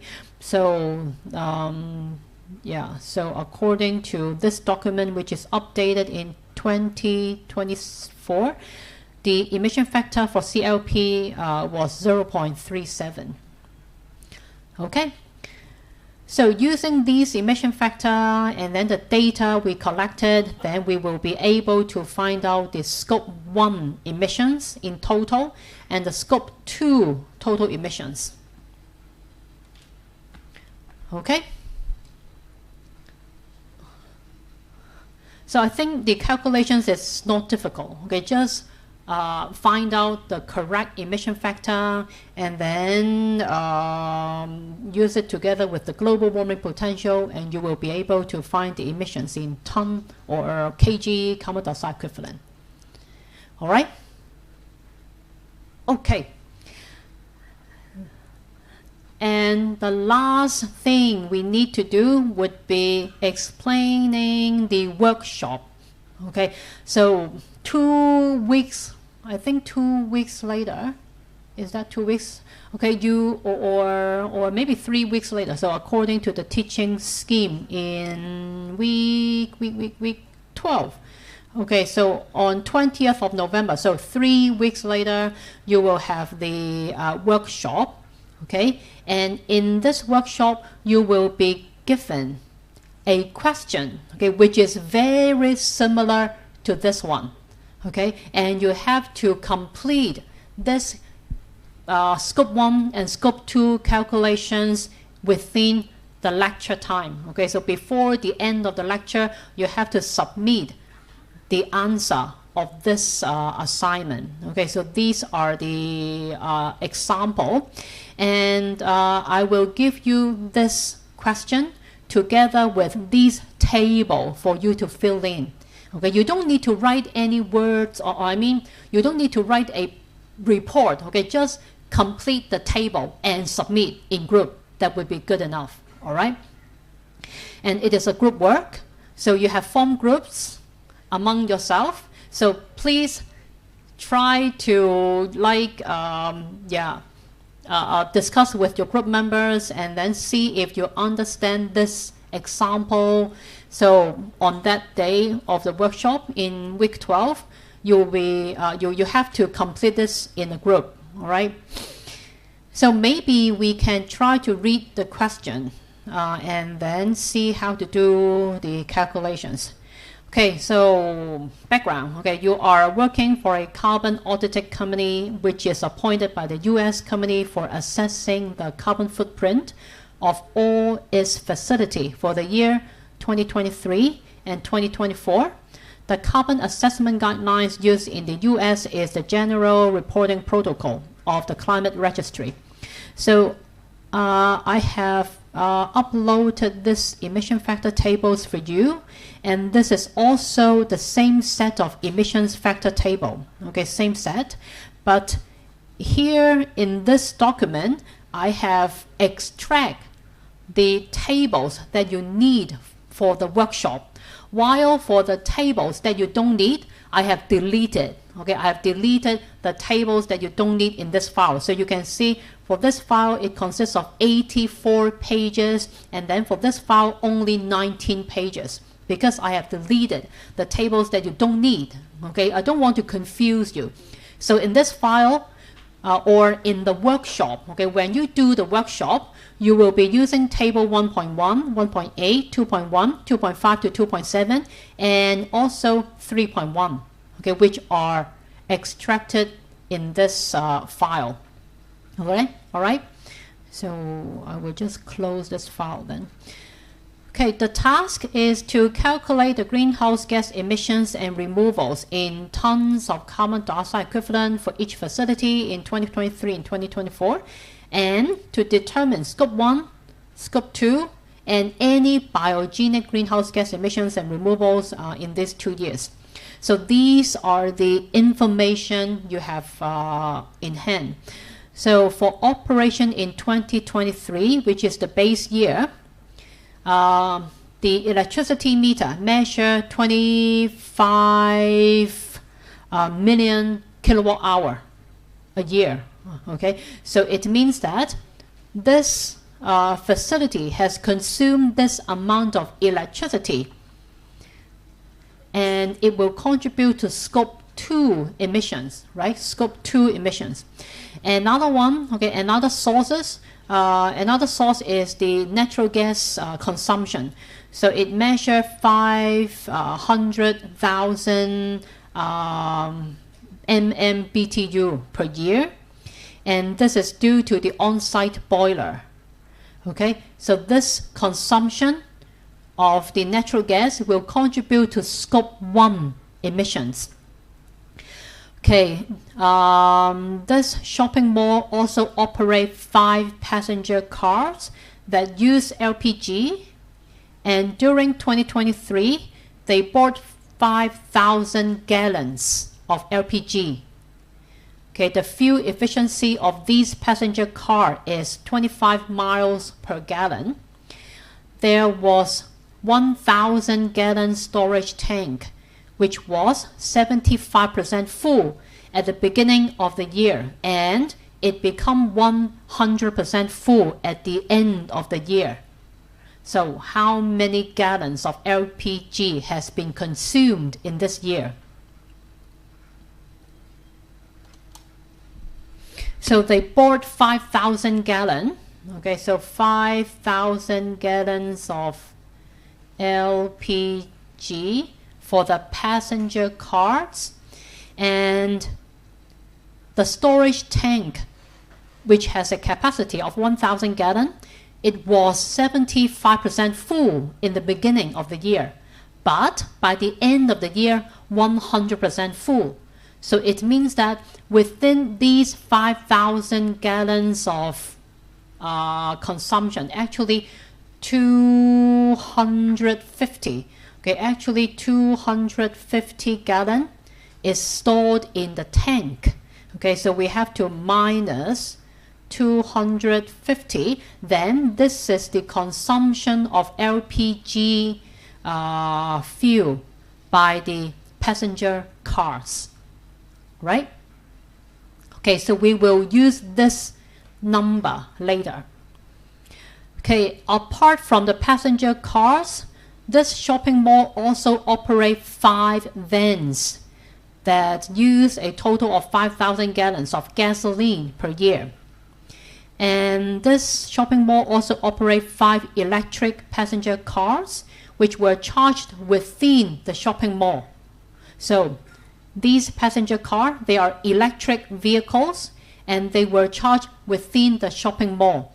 So it means that the electricity consumption due to these 5 numbers of electric passenger cars has already been included in the 25 million kilowatt hour of electricity consumption.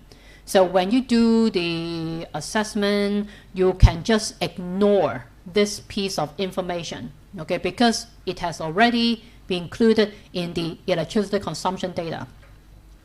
And then in the year 2024, this company acquired a neighborhood management company which used this amount of electricity, and the acquisition was completed on May 1st of May 2024.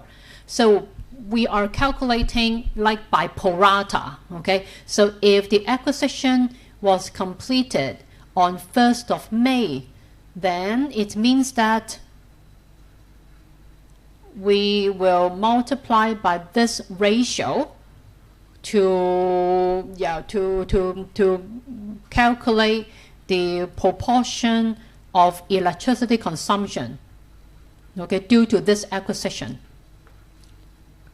And then on 1st of July, the installation of solar panel on the roof of the shopping mall was completed.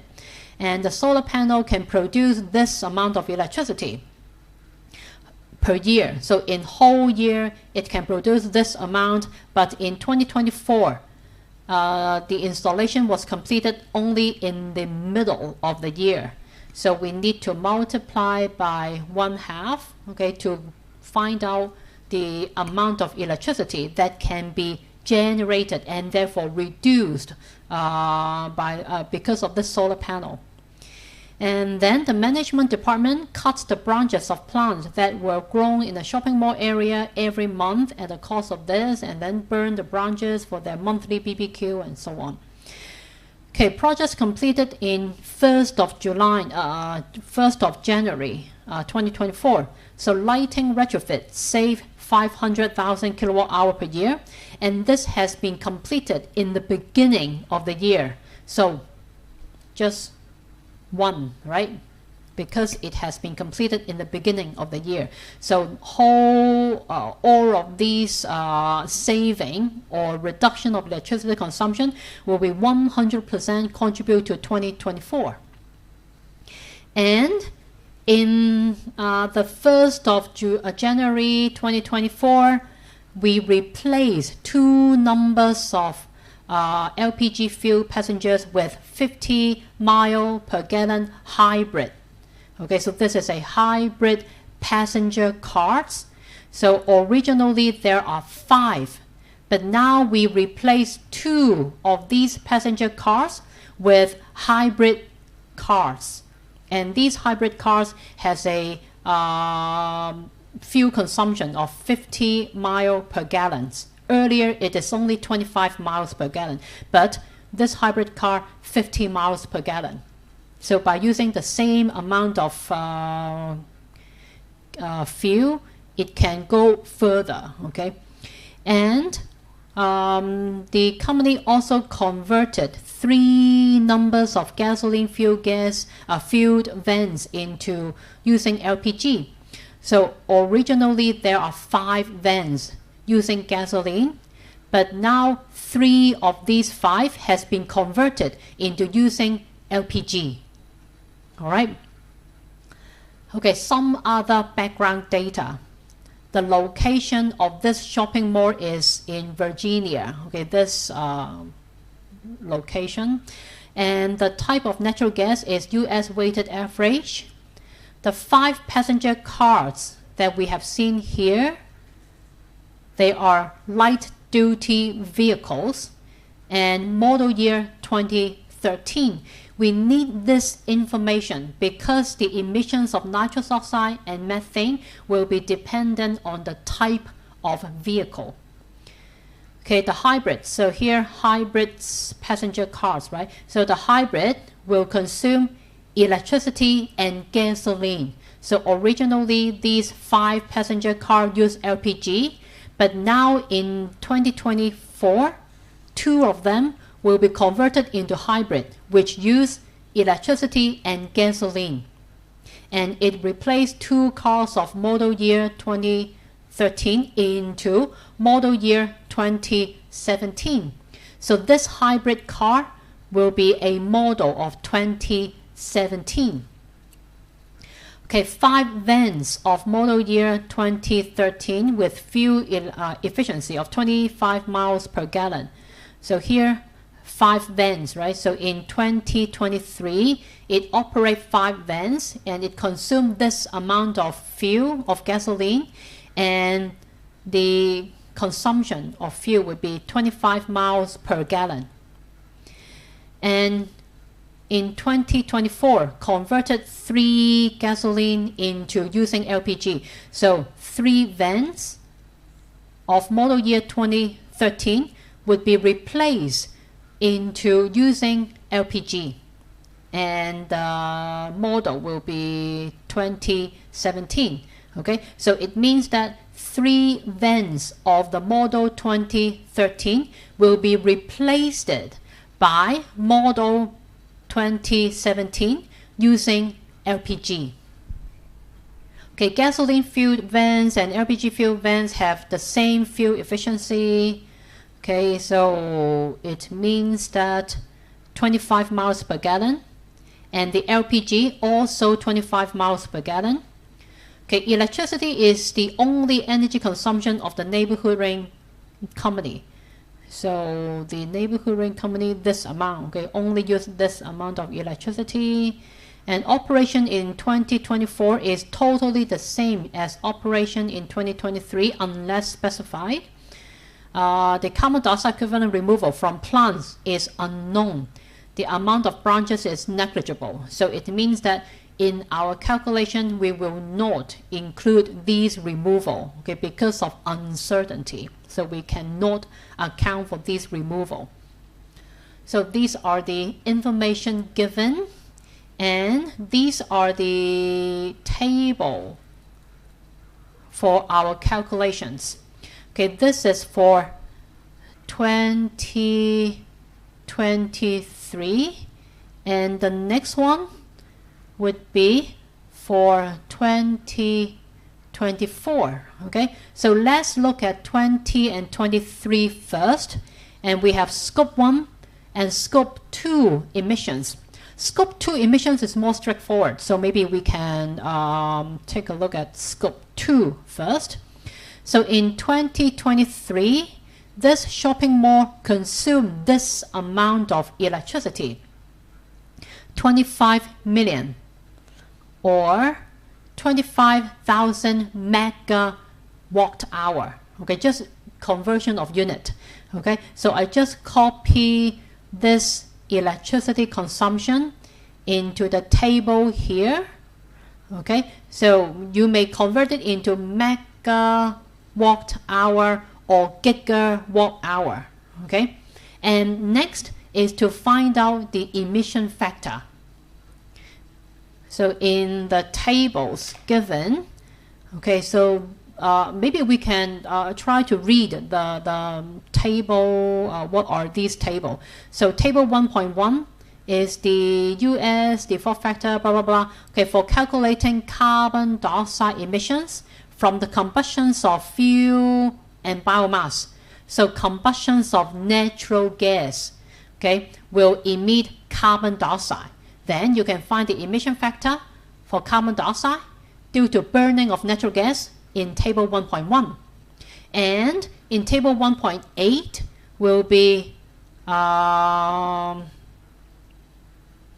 the default factors for calculating methane and nitrous oxide by technology type. So yeah, we will read this table later. And these are for methane and nitrous oxide. And for burning the natural gas, okay, it will release carbon dioxide and also methane and nitrous oxide. And then table 2.1 would be the emission factor for carbon dioxide due to the combustions of transport fuels, okay, like the passenger cars or maybe some other vehicles. Okay, so by burning the gasoline or the LPG, it will release carbon dioxide. Okay, then we can refer to table 2.1. And apart from carbon dioxide, this vehicle will also release methane and nitrous oxide. So table 2.5 would be the highway vehicles. Okay, and for table 2.6 will be for alternate fuel vehicles. So for those kind of vehicles burning some fuels that you cannot find in table 2.5, then you can go to table 2.6.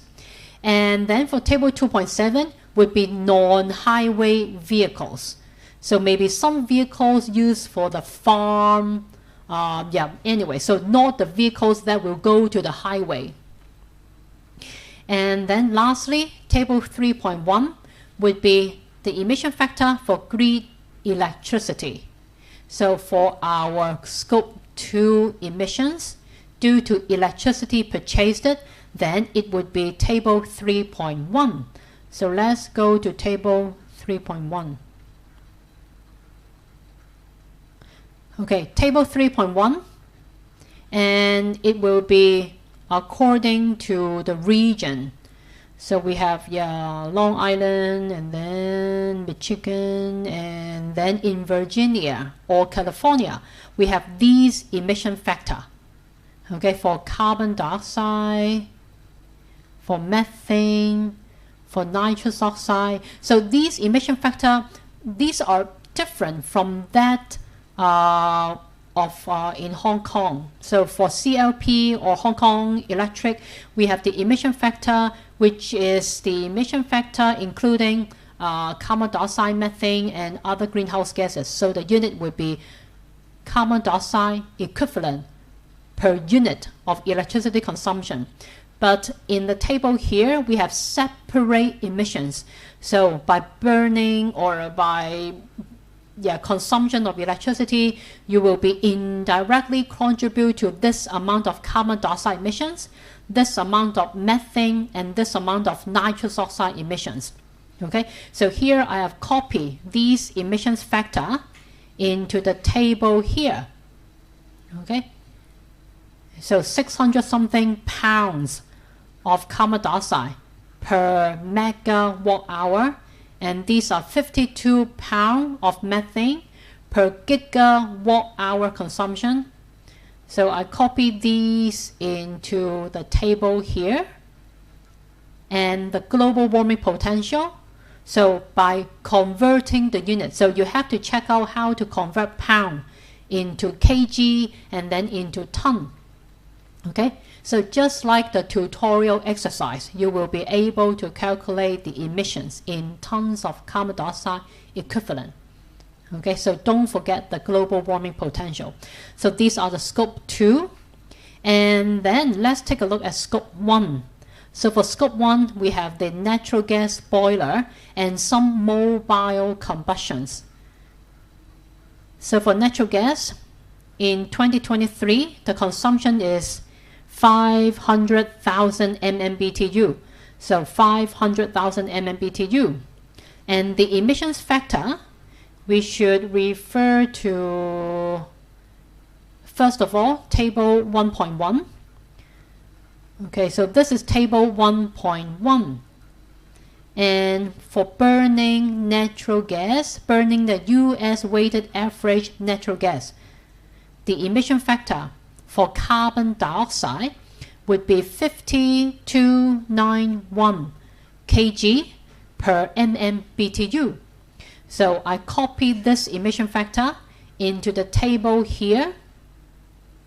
And for methane and nitrous oxide, we will refer to the next table, which is this one. Okay, for methane and nitrous oxide, for natural gas boiler, okay, then the unit, the emission factor will be 0.9 gram, okay, not kg, but gram of methane, okay, gram of nitrous oxide per MMBTU. So I also copied these emissions factor into the table here. Okay, and together with the global warming potential, you will be able to calculate the emissions in tons of carbon dioxide equivalent. And then next, these would be a little bit more tricky. Okay, so we have two types of vehicles: passenger cars using LPG and vans using gasoline. So we have 5 numbers of passenger cars using LPG, and the consumptions of the fuel, the consumption rate of the fuel would be 25 miles per gallon. Okay, so this is given from the question.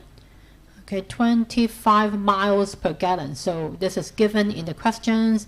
And for the vans, also 5 numbers and also 25 miles per gallon. Okay, and next we have tried to calculate the amount of LPG consumed in this year, which should be 5,000 divided by 250. Then it would be 4,750, right? And the miles, okay, the distance that has been traveled by 5 passenger cars will be this speed multiplied by the gallons, okay, the consumption of the fuel of the LPG, and then multiply this 25, then we have the distance, the overall distance traveled by the passenger cars, right? Okay, next is to find out the emission factors. So from the table, if we refer to table 2.5, these are the, okay, for transport. So table 2.1, this is for CO2 emissions. And for burning LPG, the emission factor is 5.68. Okay, 5.68 of kg carbon dioxide per gallon of LPG. So we copy 5.68 to the table here, 5.68. And next, we also need to find out the emission factor for methane and nitrous oxide. So on the next page, we have the emission factor for methane and nitrous oxide for gasoline passenger car, gasoline light truck, gasoline medium and heavy duty truck, diesel passenger cars, diesel light duty trucks, diesel medium and heavy duty trucks and buses, motorcycles, but there is no LPG. So we should check out the next table for alternate fuel vehicles. Okay, then we have light duty cars. So in this question, it is given that the passenger cars are light duty. Okay, the passenger cars are light duty vehicles. So for light duty cars using LPG, then the emission factor will be 0.015 for methane, and the unit is gram per mile. So it depends on the traveling distance, okay, the distance traveled by the vehicles. And for nitrous oxide, also gram per mile of the distance traveled. So I copied these two emission factors into the table here. Okay, and with the global warming potential, you can calculate the emissions. And the next kind of vehicle is the van. And the van is a light-duty truck, okay, using gasoline. So using gasoline, so in this table 2.1, the emissions factor for carbon dioxide, and if the fuel is gasoline, then the emission factor will be 8.78 kg per gallon. So I copy to here 8.78, and then for methane and nitrous oxide. So next page, we have gasoline passenger cars, and we have gasoline light trucks. Okay, so in our question, these are gasoline light trucks, and the model would be 2013. So for model 2013, the emission factor for methane is 0.0095 gram per mile, and then for nitrous oxide also gram per mile. So I copied these two factors into the table here. So like this, you will be able to calculate the total greenhouse gas emission for 2023, Scope 1 and also Scope 2. Okay, and next would be for 2024. I think the electricity, for Scope 2, it is easier. So let's take a look at Scope 2. So for the operation of the shopping mall, it is assumed that the consumption is the same. So I just copy this whole table into here. Okay, same. Okay, just the same as 2023. And in 2024, should be 1st of May, right? 1st of May, this company acquired another company with this amount of electricity consumption. So if we use pro rata to calculate the responsibility by this shopping mall, then it should be multiplying 8/12, okay, should be responsible for 8 months of the emissions. So yeah, 1 million multiplied 8 divided by 12, it should be 666 megawatt hour. Okay, and the emission factor just the same. Okay, same electricity consumption. And on 1st of July, the company installed some solar panel which can generate this amount of electricity. And if we use pro rata, okay, this installation happened in the middle of the year, so it should be half of this value. So half, that would be 50 megawatt hour, and I am using negative value to represent removal. Okay, we have the same emission factor. And then the lighting retrofits. So for the whole year, we save this amount. So just copy this amount here, and also negative because it is removal. Okay, so in this way, we will be able to calculate the total Scope 2 emissions. Okay, and for Scope 1, we have the same natural gas consumption by the boiler. So just the same as before, okay, just the same amount, same emission factor. And the tricky part would be for the mobile combustions. So in 2024, 2 of the 5 passenger cars would be converted into hybrid. Okay, so earlier in the 2023, there are 5 numbers, but now only 3.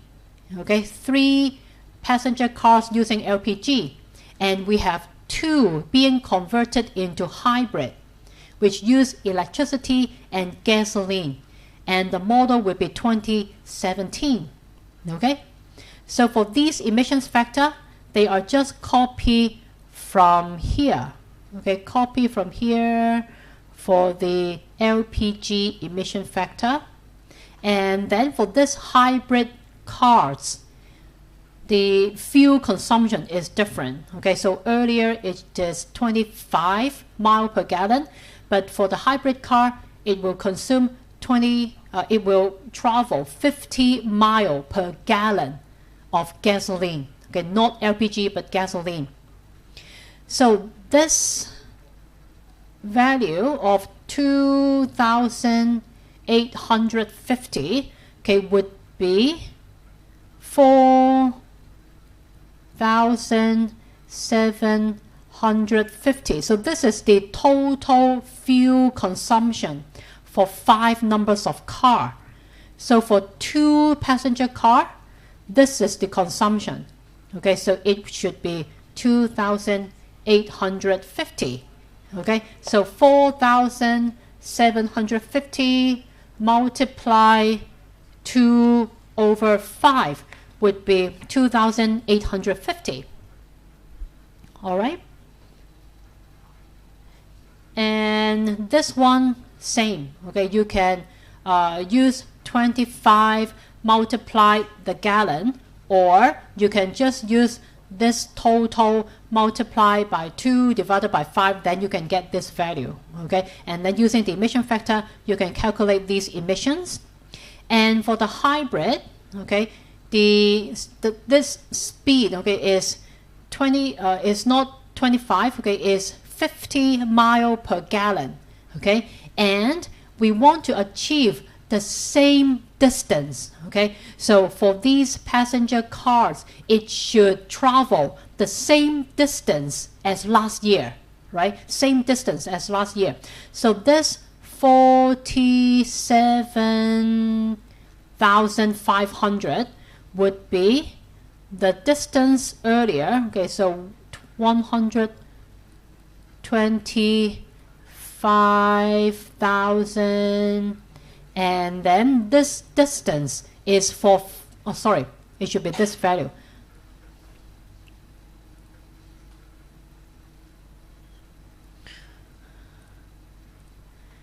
Okay, so 118 750. Okay, this is the miles, okay, the distance traveled by all 5 numbers of passenger car. And if we want to calculate the distance traveled by 2 passenger cars only, then it should be multiplied by 2 and then divided by 5, right? So this would be 47,500. All right, so this is the distance traveled by 2 passenger cars. And if the consumption of fuel is 50 miles per gallon, okay, then this amount divided by 50, you have the consumption of the fuel. Okay, this is a hybrid car, so it will consume less fuel and when they travel the same distance. So this value divided by the speed, then we have the fuel consumption. And the fuel consumption multiplied by the emission factor, and we have the emissions of carbon dioxide. All right. And for the vans, okay, originally we have 5 number using gasoline, but we convert 3 numbers into using LPG. I haven't explained these emission factor yet. Okay, so this hybrid passenger car is using gasoline. So using gasoline, okay, then the emissions factor for carbon dioxide should be 8.78. So 8.78. Okay, and then for gasoline, passenger cars, and the model 2017, the emission factor for methane would be this value, and the emission factor for nitrous oxide would be this value. So I copy the value here. All right, so that's for the passenger car. And for the vans, okay, originally we have 5 using gasoline, and now we convert 3 into using LPG. So we have the same emission factor that we have found earlier. So I just copy to this table.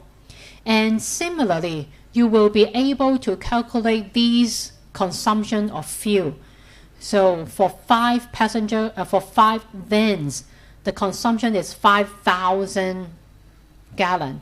Then for 2 vans, the consumption to be 2,000 gallons.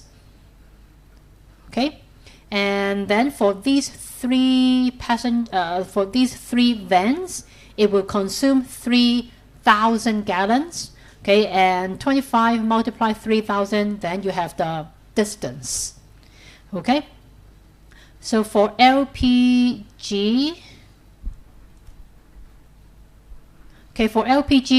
the emission factor for carbon dioxide would be 5.68. So here 5.68. Okay, and the emission factor for light truck, so referring to 2.6, alternate fuel vehicle, light duty trucks consuming LPG. Okay, then we have these 2 emission factor, and I copy into the table here. And that's it. We have found all the relevant emission factor. Okay, and by the global warming potential, we can calculate the emissions in carbon dioxide equivalent, and we can calculate the total. Okay, for this exercise, there is no biofuel, but if in your assignment for the workshop, if there is biofuel consumption, then you should report it separately. Okay, but here in this example, there is no. Okay, any questions? So you may need some time to understand all these calculations. Okay, so maybe you can distribute these work to each of the group members. Okay, so maybe each of the group members responsible for one table, I don't know, so your job divisions. Okay, so your choice. And anyway, in week 12, each group will be given 1 question. Okay, and also you will have this table. Okay, but this table would be a blank paper. Okay, so I will just give you these. The heading, okay, and then the table, the boxes, and you have to fill in all these emission factor, all these value. Okay, it's your job to fill in the table. I will not give you the values. All right. Okay, so I think that's it. I will just stop here. And next week it would be a guest lecture. So we have invited Dr. Howard Chang to deliver a general introduction, like an explanation about carbon footprint assessment. Okay, so see you next week.